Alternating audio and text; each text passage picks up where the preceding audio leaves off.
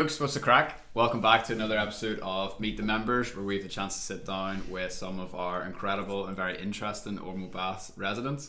Here today with not Joe Rogan, but Jonny Rogan. So you're number one Rogan? Yeah, the number one Rogan in Google, you know. Actually, I was looking up your website just before this, and I love your tagline of your business is class. Yeah, what is it again? Placing you first. Oh, placing you first.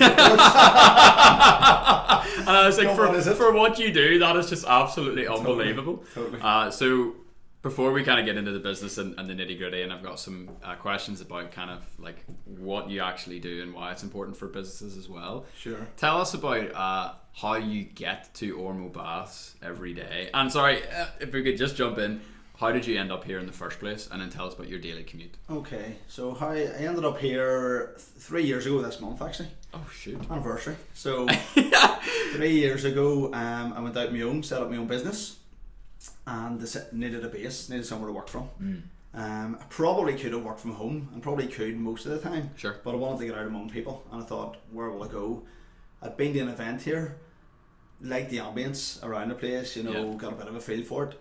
Came down and spent a day. At the time it was Lisa worked here. Nice. Chatted to Lisa, just to me it was perfect, the whole setup, you know, it was pretty flexible.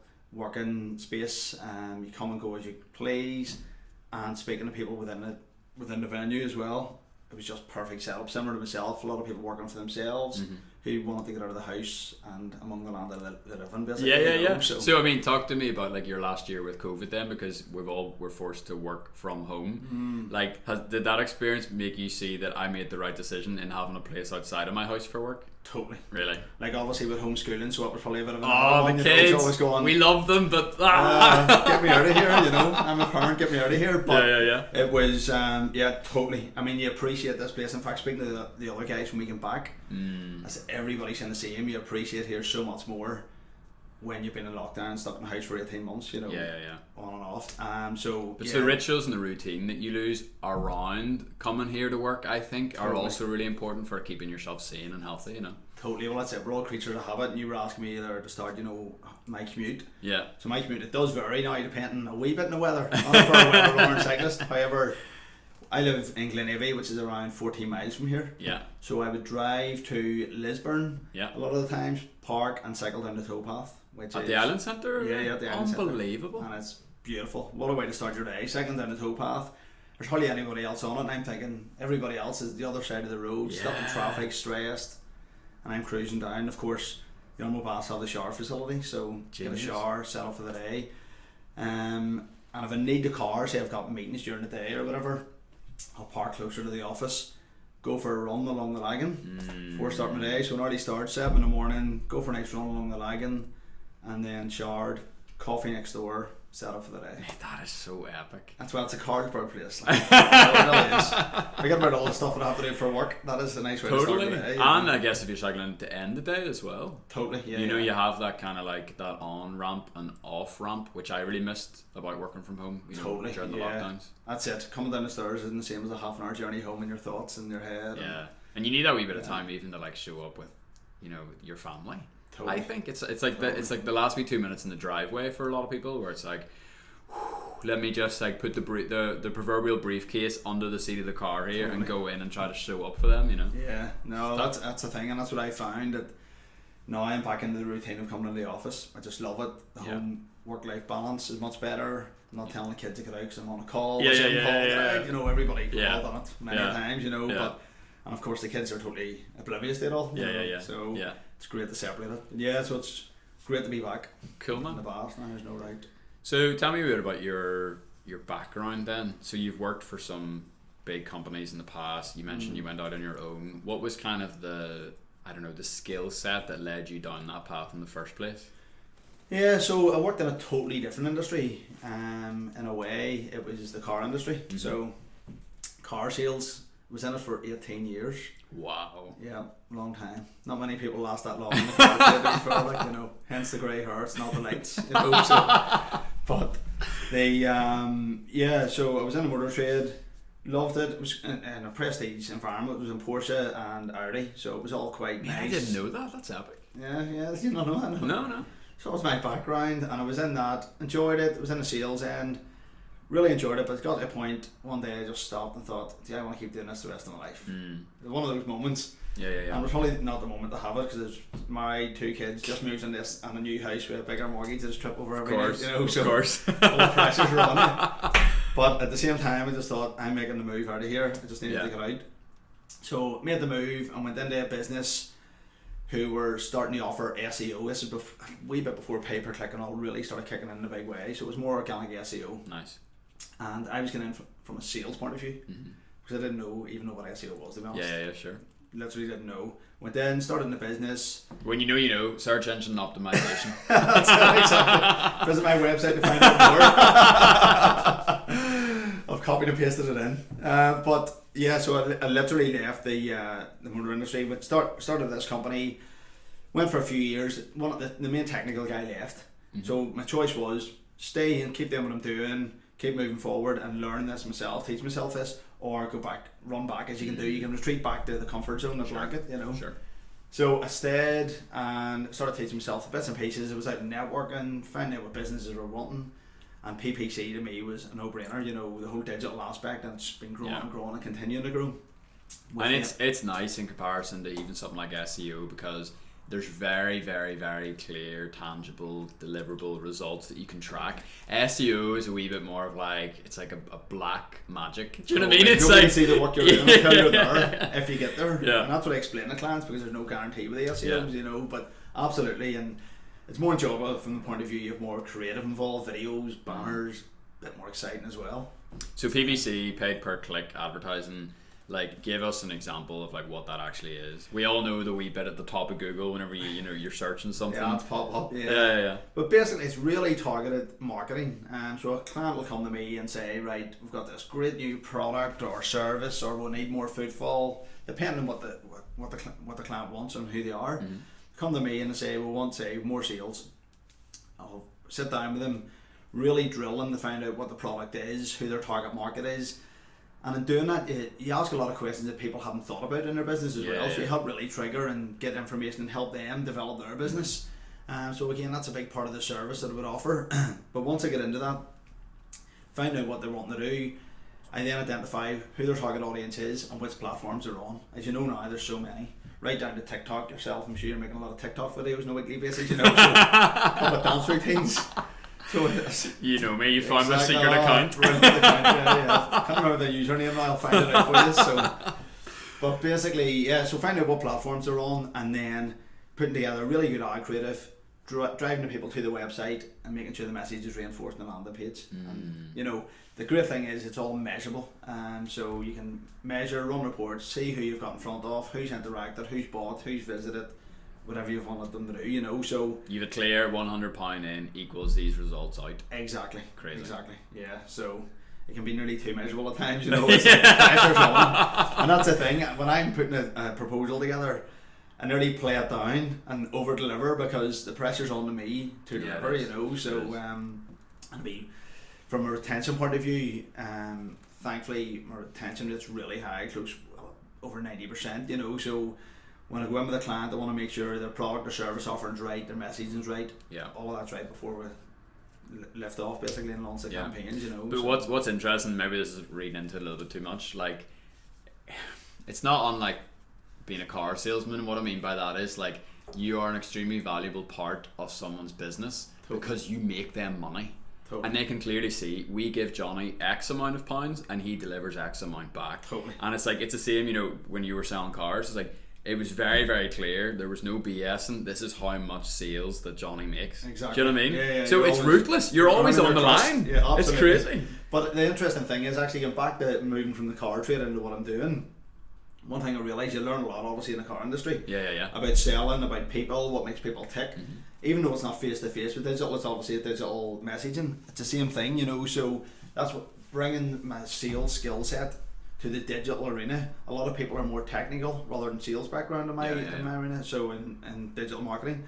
So when I apply my sales knowledge to the overall messaging, to the business, etc., that's where I see it makes a big difference. So it was, even though it was a totally different industry I moved into, the skill set that I apply from sales and digital marketing, to me, is, But that's priceless, and priceless, I have no problem saying this because I'm a nerd. Like a lot of guys in your space are kind of nerds first. Totally. Who are very technical heavy, who then try to figure out the people skills and the marketing aspect to it. Totally. You're actually probably in a stronger place because all that sort of stuff is, you can learn it. Absolutely. You know what I mean? And it's this, I always say, if anything is YouTubeable, it's not really a problem. You know what I mean? Like it's not really a barrier to entry into doing something. Totally. And you've come along with, the skills and then probably a lot of the natural kind of ability you have with people, and like you said, you've transferred it into the digital space. You mentioned the word footfall earlier, and it made me wonder, do you ever work with any kind of physical businesses? And what I mean by that is like doing PPC for, like, say, a coffee shop or someone who has like an on-site place where customers actually walk into. Oh, absolutely, yeah. A couple of big retail centres, really? Probably not name them, but they're well-known retail ones even within the city, and the big prestige ones, so. But yeah, absolutely, would work with them, and again for different things, whether it's for their gift cards, for gaining footfall, for events. Retail's changing, and it's great to be part of it. Actually, to be part of, ironically, digital could be one of the saviors of the retail industry. Bizarre, isn't it? Absolutely. But in fact, more of my work a lot of times would be more retail, digital marketing for the retail space. And I've seen obviously how it's changing over the years, and obviously COVID kicked in, there was another big kick to it. But they're definitely adapting, and you can see the offering, and I think people appreciate now more the whole retail arena when it was taken away from them. Because the online is great, and from a digital marketer saying this, people will still want to go to physical shops and will still want to go and be among people, basically, and that's what it's about. And the experience of shopping, etc. Don't worry, this is a co-working space. We're used to this. That's just the way it goes.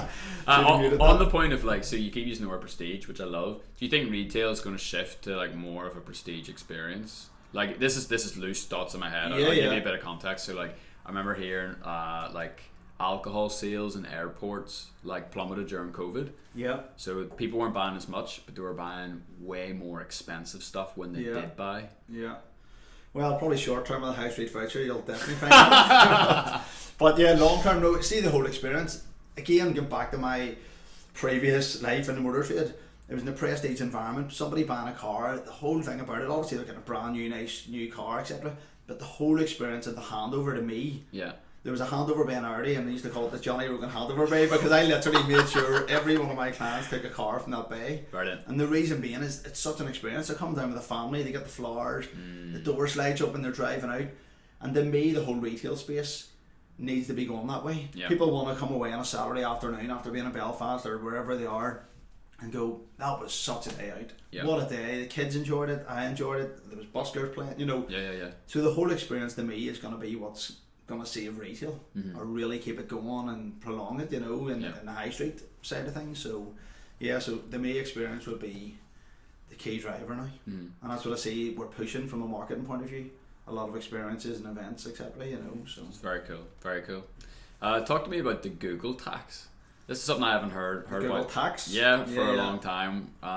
You know what I'm talking about? Because which one now? Because there's so many. There's the one Google tax, or it's it doesn't really exist. It's more of a concept. And who did I hear speak about it? Someone local. And they were saying that it's got to the point where pretty much to sell something online, you have to spend a certain amount of money on things like PPC just to sell your product. And so in some ways, Google has added this 10% tax on using the internet for businesses. You ever heard about that? Yeah, or what I don't see how that could work, because it's not true per se. But I suppose if you're not doing PPC or you're not ranking organically, you're not going to sell online realistically. I couldn't imagine that unless influencers or whatever, but you need to be spending money in some way. So I suppose to say Google are putting a tax on it for that, it's a wee bit of a headline grabber. Obviously, this is written at, because totally. It's like saying back in the day the newspapers were taxing you to sell your product. And that's all Google, when you simplify it, is basically there's eyes on it, you put ads on it, and it's much more targeted ads. They're the bridge, they're the connection point. Exactly. So then tell me about a case study or an example where, I can't remember the lingo. I used to be a copywriter, so I used to write PPC stuff all the time, and I'm so out of the lingo. The conversion rate. Is there any kind of ad that you've run or any product that you've offered that has had an unusually high conversion rate? Something that you're I don't know, because you never know how it's going to go until you put it up. Totally. And you put it up and you're like, you were surprised. You're like, I didn't expect people to like click through so much on that. Yeah. I suppose every campaign I do, because they're also successful. Yeah. Just drop that in there. But one actually stands out quite a bit would be one for homes, actually, residential homes. Yep. So they were building houses. I've been running the marketing for them. Yeah, but there's a lot of other advertising. There's the big boards up. There's through the estate agents, etc. So we wanted to trial it to see, forget about everything else, before there's a spade in the ground. Yeah. Let's run a campaign and see how many register of interest we get. Brilliant. So we ran it for a month, and it was over 7 nights in a small area, catchment area. Yeah. There's not a lot of chimney pots, and there was 70 people registered in interest for a house before a spade was in the ground doing PPC only. So it was for me it was actually brilliant because I was realising it's the impact that it has, because a lot of times you don't know, could it have been a billboard, could it have been that, so to try it on its own slowly. So that'll be a good example of a more recent one. That's interesting as well. That's like who did I read that from? Probably like the 4-Hour Workweek or something. I think the author of that, Tim, he before he would launch a product, he would take out fake news or fake magazine ads and then see how many things were registered, how many people registered their interest to decide whether or not he launched or not. And now you have the speed and the tools for a business to prototype a product that doesn't even exist tonight. Totally. Like while you're sleeping, you can wake up in the morning and be like, oh, that could be a viable option for it. And it also allows you to set the price for a certain reason, because you're going, demand's here, where is it? Yeah. So within reason, obviously, within the market, but but again, and you can, if it's a new product, that's a really good way of doing it. But because there's so much data out there already with existing products, you can also look at it and see, what is the traction, what is the interest, what is the search volume. So there's so much at our fingertips that we can do before we literally launch a campaign. Yeah. But what I say to every client, it doesn't matter, if I spend this, what's my conversion rate? There's no, obviously, if I knew that, I'd be retired in the Bahamas, if you knew that about every product, everything's different. Yeah. But to me, it all comes down to the basics, back to the basic, the first day on market and the 4 Ps, if you don't have those right, then it falls apart, so if your price isn't right, people are saying, I'm getting loads of thousands of people visiting the site but nobody's buying, but my price is double everybody else's. Yeah. But I believe it's worth it. Nobody else does, so that's why I'm not selling, so you need to have everything lined up before you go to market, no matter what, whether it is digital or traditional advertising. So to me, that's how you'll make it work, and that's how you'll be successful in running your business. Well, like this has been like a wee low key like marketing masterclass as well. I didn't even think you were going to ask all the marketing questions. I was like, Google text, have I missed something? You're like, what is this guy making up? Like, what the heck? Crazy. Should I agree with him? Totally. Yeah. But no, mate, I really appreciate you coming on to do this. It was really good fun. Thanks for having me on. It was great, actually. Very good, man. Very good. Yeah, I guess like to finish then, give me like, what will I go for? Give me like your most challenging moment of starting your own business, the most challenging moment along the journey of like going out on your own. Yeah, there's that many. Funny, I seen a video the other day on YouTube, and it was some kid getting up at one of those fun parks, and every time he stood up he got knocked back down, and it said the first year in business, and I thought that's exactly how it is. But to me, I suppose one of the days I woke up and I felt like I couldn't get out of bed, because I just thought, what have I done? I've left the job, I had a salary coming in, and it's mortgage ticket, the whole fear that keeps most people in a job without moving. Yeah. So I think there was a moment like that one morning, thankfully, touch wood, I've only ever had it once, and I literally felt like I couldn't get out of bed. I had to push myself out of bed to get out. But from that moment on, to me, I would just always try and stay positive, think positive, I listen to positive videos, surround myself with positive people, which will have in the Ormeau Baths, a real good ambience, of a lot of positive messaging, etc. And to me, that's what keeps me going and pushing on, so. Mate, you absolutely nailed that intro. It was the perfect like circle back to Ormeau Baths. That's what I was scrambling trying to do, and you were just like, hang on, let me just step in here, podcaster, like move out of the way. Awesome, exactly. Mate. And all links to Jonny, his website, contact information, social links and all will be in the webpage where you are watching or listening to this. And yeah, thanks for checking it out. Feel free to check out some of the other members that are connected to this amazing place, and if you'd be interested in coming to see us for yourself, and inquiring about maybe making this your I call it your work home. That's probably not the right way to say it. But we'd love to see you, and we appreciate you spending this time getting to know Jonny a bit more. So yeah, cheers. Thanks guys, bye.